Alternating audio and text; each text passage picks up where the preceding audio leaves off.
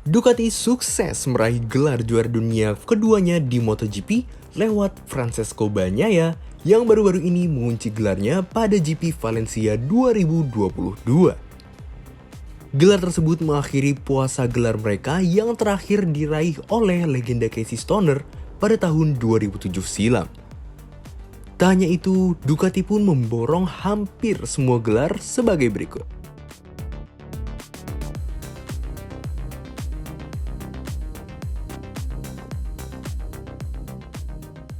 Di balik kesuksesan mereka dengan motor Desmo Sedici saat ini, kisah Ducati di MotoGP memang penuh lika-liku.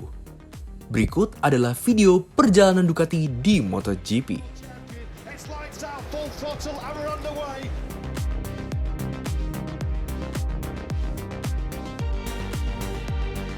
MotoGP memasuki era baru pada tahun 2002, di mana mereka memiliki regulasi baru untuk mesin motor dari 2 tak ke 4 tak.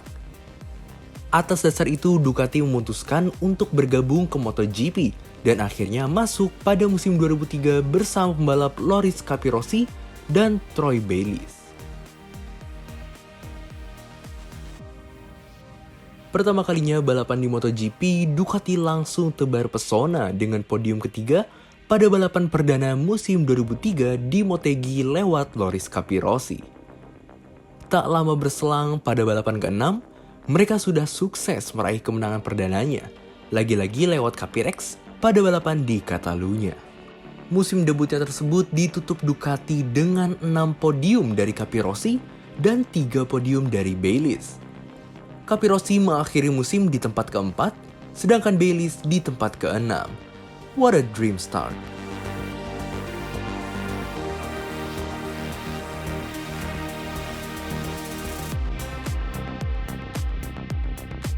Sayangnya debut fantastis tersebut tidak berlanjut pada musim berikutnya. Pada musim 2004, baik Capirossi maupun Bayliss hanya meraih 1 podium. Capirossi berada di posisi ke-9 klasemen akhir, sedangkan Bayliss ke-14.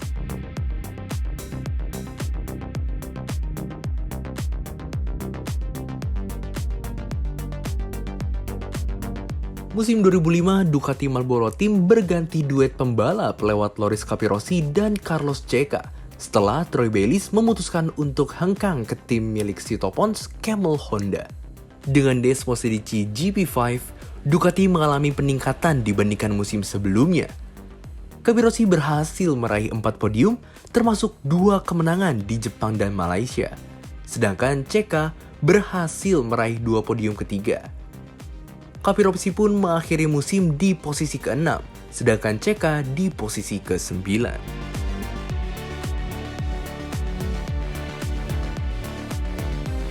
Di musim 2006, Ducati kembali merubah duet pembalap mereka dengan merekrut salah satu pembalap top Honda, yaitu Sete Gibernau. Musim tersebut jadi salah satu musim terbaik Ducati bersama Capirossi, dengan raihan 8 podium, termasuk 3 kemenangan di antaranya, sekaligus mengunci posisi ketiga klasemen akhir. Di sisi lain, Gibernau tak mampu berbuat banyak.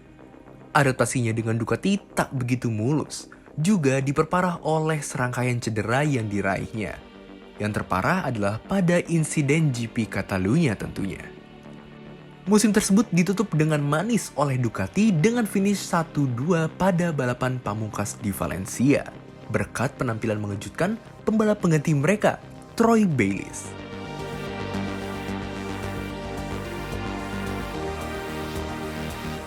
...2007 menjadi era baru bagi MotoGP. Mesin motor mengalami penurunan cc dari 990 ke 800 cc. Namun dibekali RPM yang lebih tinggi. Mereka merekrut pembalap muda bertalenta yaitu Casey Stoner dari LCR Honda. Tak ada yang menyangka, Stoner berhasil menjinakkan Desmo Sedici yang dikenal memiliki karakter sulit diatur. Pada balapan pertamanya, ia berhasil mengunci kemenangan setelah melalui pertarungan dramatis melawan Valentino Rossi. Sempat turun performa pada balapan berikutnya di sirkuit kelemahan Ducati kala itu yaitu Jerez, Stoner melanjutkan sinarnya. The Kurikuri Boy meraih 10 kemenangan dan 4 podium hingga sukses meraih gelar yang diimpi-impikan pabrikan Borgo Panigale, apalagi kalau bukan gelar juara dunia.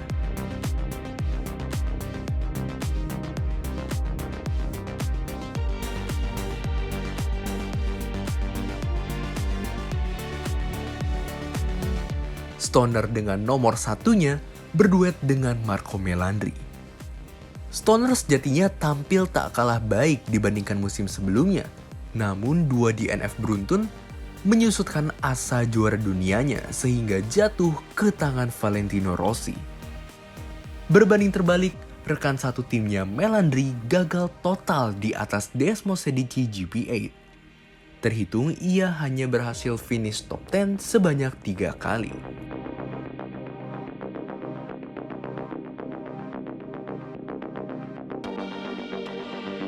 Musim 2009 menjadi awal penurunan Ducati. Stoner yang masih menjadi andalan Ducati diduetkan bersama juara dunia 2006, Nicky Hayden. Stoner sejatinya menjalani musim dengan cukup baik dengan kemenangan di seri perdana dan serangkaian podium lainnya. Namun pada GP Catalunya semuanya berubah.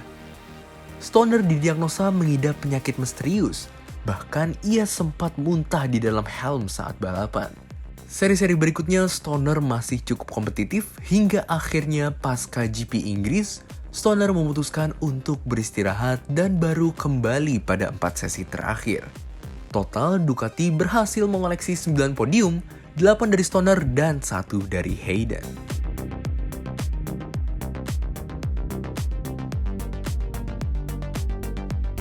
Pada 2010, Stoner hanya berhasil meraih 3 kemenangan yang merupakan jumlah paling sedikit sepanjang karirnya bersama Ducati. Stoner pun akhirnya pindah ke Honda untuk musim berikutnya.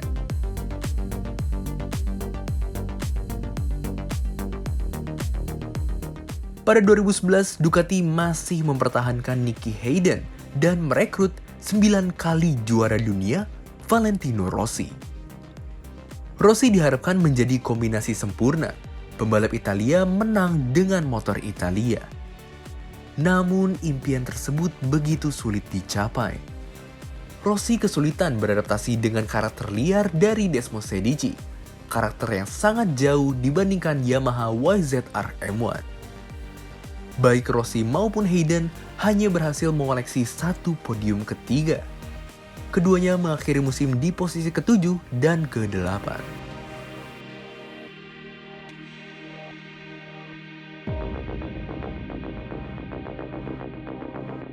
Musim 2012 dengan serangkaian perubahan pada Desmosedici GP12 diharapkan membawa hasil baik. Kenyataannya tidak begitu. Rossi hanya berhasil meraih 2 podium kedua, membantunya mengamankan posisi ke-6 klasmen akhir. Sedangkan Hayden mengakhiri musim di posisi 9. Mimpi pembalap Italia menang dengan motor Italia jauh dari kata jadi kenyataan. Rossi pun akhirnya memilih kembali ke Yamaha pada musim berikutnya.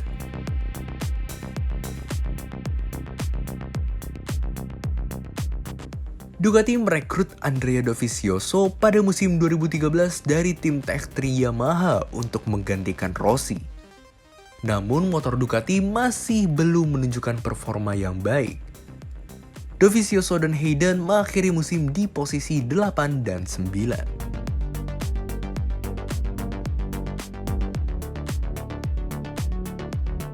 Menghadapi musim 2014, Ducati membajak sosok Gigi Dall'Igna dari Aprilia Group untuk dijadikan sebagai manajer umum Ducati Corse. Langkah-langkah besar pun diambil untuk pengembangan Desmosedici. Ducati bahkan harus rela turun ke kasta open class yang saat itu dihuni oleh motor-motor dan tim pelan demi pengembangan motor yang tidak dibatasi. Perlahan tapi pasti, hasil baik mulai menghampiri Ducati. Lewat duet Dovizioso dan Cal Crutchlow, GP14 berhasil meraih 3 podium. Namun, Crutchlow memilih untuk membatalkan durasi kontrak 2 tahun dan ia pindah ke LCR Honda pada musim berikutnya.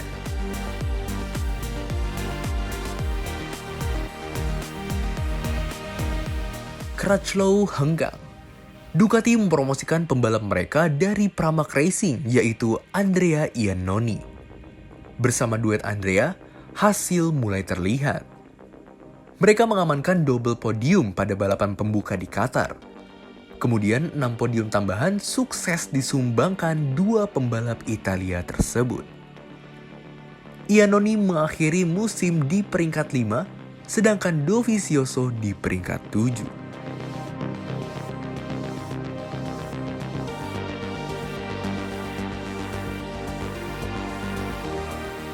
Musim 2016, Ducati mulai menunjukkan peningkatan yang cukup pesat, di mana dengan duet yang sama, yakni Andrea Dovizioso dan Andrea Iannoni, mereka berhasil mengoleksi 9 podium secara keseluruhan. Ducati mencetak kemenangan perdananya lewat Andrea Iannoni di GP Austria, mengakhiri paceklik kemenangan yang sangat panjang sejak Casey Stoner terakhir menang di GP Australia 2010. Hal yang sama juga dilakukan oleh Andrea Dovizioso yang mampu meraih kemenangan perdananya bersama Ducati di GP Malaysia.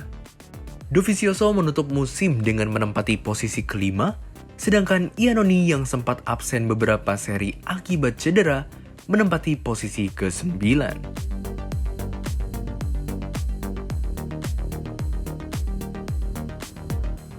Pada 2017, Ducati memilih untuk tidak melanjutkan kontrak Andrea Iannoni dan mereka menduetkan Andrea Dovizioso serta Jorge Lorenzo yang baru saja meninggalkan Yamaha. Tahun tersebut merupakan titik balik Ducati atas semua yang telah dilakukan dalam beberapa tahun terakhir. Dengan Desmosedici GP17, Andrea Dovizioso mampu menjadi penantang gelar yang nyata dan langsung berhadapan dengan sang juara bertahan Marc Marquez. Dovizioso beberapa kali mengalahkan Marquez, bahkan ia membawa perebutan gelar hingga seri pamungkas di GP Valencia. Sayangnya dalam balapan penentuan tersebut, Dovi crash dan harus merelakan gelar juara dunia kembali diraih The Baby Alien. Marquez is the 2017 MotoGP World Champion. And this Dovizioso menempati posisi kedua dalam klasemen akhir dengan 6 kemenangan dan 2 podium lainnya. Sedangkan musim perdana Lorenzo bersama pabrikan Borgo Panigale mampu meraih 3 podium dan berada di peringkat 7 klasemen.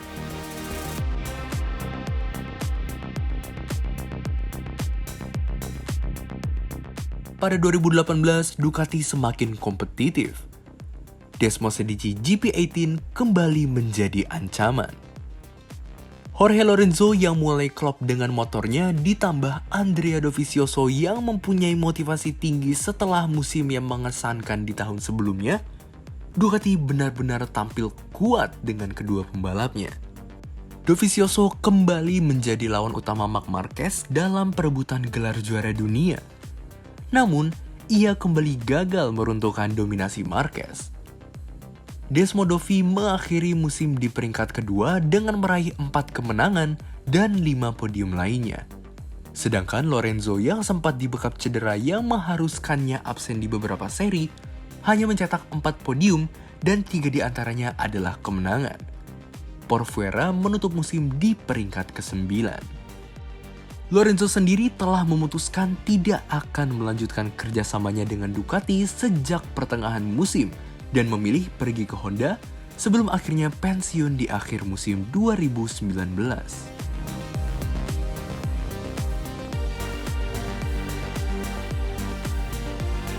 Pada 2019, Ducati mempromosikan Danilo Petrucci setelah tampil mengesankan bersama Pramac Racing untuk ikut serta dalam pengembangan Desmosedici GP19 bersama Andrea Dovizioso.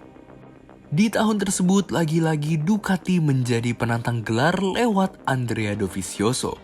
Dan untuk ketiga kalinya, pembalap Italia tersebut harus mengakui keunggulan Marc Marquez yang berhasil merengkuh gelar ke-6-nya. Dovizioso berada di peringkat kedua dengan 2 kemenangan dan 7 podium lainnya. Sedangkan Danilo Petrucci di musim perdananya berseragam merah mengakhiri musim di peringkat ke-6 dengan 3 podium. Satu di antaranya adalah kemenangan perdananya yang ia cetak di depan publik sendiri, GP Mugello.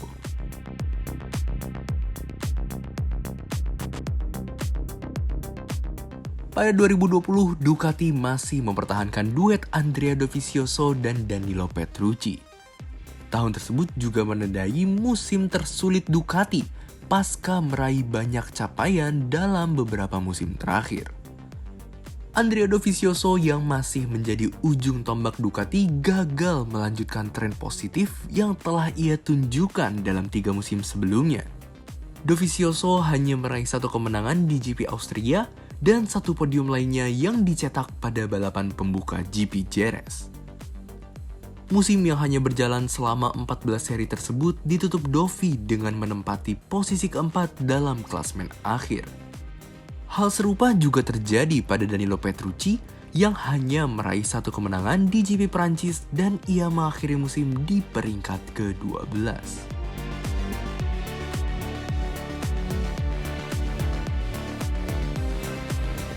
Pada 2021, Ducati merombak susunan pembalapnya dan mendatangkan 2 pembalap dari Pramac Racing, yaitu Francesco Bagnaia dan Jack Miller. Duet keduanya nampaknya cukup solid dan dengan Desmos Edici GP21, Ducati kembali ke jalur yang seharusnya. Francesco Bagnaia langsung menjadi kandidat dalam perebutan gelar juara dunia melawan Fabio Quartararo yang juga berpromosi dari tim satelit Yamaha ke Yamaha Factory. Pecco langsung menunjukkan potensinya dan terbukti ia mampu meraih 3 podium dari 4 balapan pertama. Sayangnya ia gagal mendapatkan gelar pada musim perdananya dengan Ducati Factory setelah crash dalam penentuan gelar di GP Emilia Romagna.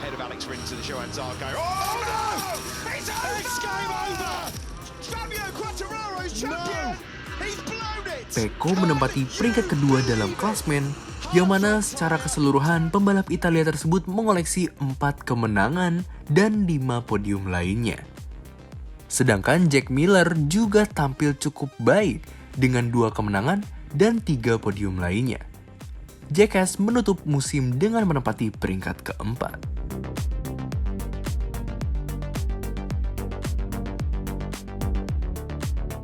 Pada 2022, Ducati bertahan dengan duet Francesco Bagnaia dan Jack Miller. Desmos Edici GP22 yang disiapkan untuk bertarung memperebutkan gelar ternyata tidak berjalan dengan baik di awal musim. Namun seiring berjalannya waktu, GP22 terus mengalami peningkatan yang signifikan. Ditambah dengan inkonsistensi dari Pecco pada paruh musim pertama, membuat Ducati harus bekerja keras untuk bangkit pada paruh musim kedua. Parahnya lagi, Bagnaia sempat tertinggal 91 poin setelah GP Jerman. Sedangkan Miller juga belum cukup kuat dan belum nyetel sepenuhnya dengan GP22 di paruh musim pertama. Di paruh musim kedua, Ducati benar-benar bangkit. Pecco langsung mendominasi dengan 4 kemenangan beruntun yang ia cetak di GP Belanda hingga GP Misano. Dan perjuangan Pecco untuk kembali dalam persaingan gelar juara dunia kian terbuka lebar. Meski sempat membuat kesalahan di GP Jepang, pembalap bernomor 63 tersebut terus menunjukkan performa terbaiknya. Perebutan gelar juara dunia akhirnya berlangsung hingga seri pamungkas di GP Valencia. Pecco yang sudah unggul 23 poin dari Fabio Quartararo hanya perlu finish ke-14 jika Quartararo memenangkan balapan untuk merengkuh gelarnya. Ia melintasi garis finish di posisi ke-9, sedangkan Quartararo di posisi ke-4. Dengan itu, Pecco sah menjadi juara dunia dan setelah penantian yang sangat lama, Ducati kembali meraih gelar juara dunia sejak terakhir kali Casey Stoner melakukannya di tahun 2007. Sungguh musim yang luar biasa bagi pabrikan Borgo. Selain juara dunia, mereka juga meraih Triple Crown. Pecco menutup musim 2022 dengan menempati peringkat pertama. Ia mengoleksi 7 kemenangan dan 3 podium lainnya. Sedangkan Miller berada di peringkat 5 dengan koleksi 1 kemenangan dan 6 podium lainnya. Sungguh perjalanan yang luar biasa dari Ducati. Berani berubah dan terus berinovasi seakan menjadi kunci keberhasilan Ducati. Tentunya hal tersebut didukung dengan sokongan dana yang kuat dari Audi Group. Jika kalian menyukai video ini, silakan tekan tombol like, komen, dan juga subscribe. Salam respect all riders!